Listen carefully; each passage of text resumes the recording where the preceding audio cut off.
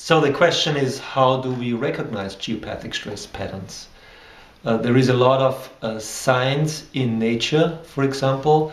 Very typically, trees do not grow well on geopathic stress. So if you've seen trees which grow crippled, which have some kind of cancerous looking bark, or split up, sometimes evergreen trees, spruce trees with 2 or 3 tips, that's typical signs that the tree is not happy at the spot where it grows. Also a lot of fruit trees, apple trees sometimes grow sideways before they finally reach upwards. Or palm trees, you can see this sometimes, they grow horizontally before they turn over and grow upwards. Plants are one of the signs, but big reaction comes also from the animal kingdom.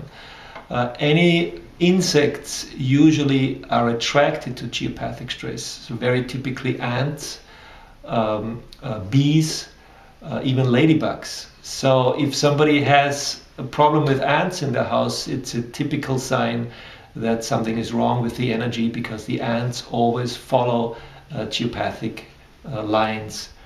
The geopathic energy is not a good or bad energy if you wanna categorize it this way. It's just an energy which supports the degradation and the deterioration, and this is what ants do. They clean up the place, so this is why they like it. Bee hives are very often on crossings of water lines or on earth grid crossings, because bees give more honey. This is why a lot of bee people know how to dowse, just to put their hive in a good spot so they would produce more honey. Another very well-known story among dowsers is the story of cats and dogs. Cats are pretty much the only bigger animals who are attracted to geopathic stress.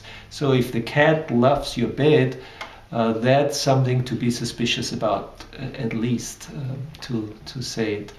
Dogs really do not like those patterns, and most other animals don't either. So horses, cows, pigs, sheep usually get sick or easily unbalanced on such places. So if your cow is always sick at a specific spot, just try to move it to a different part of the stable.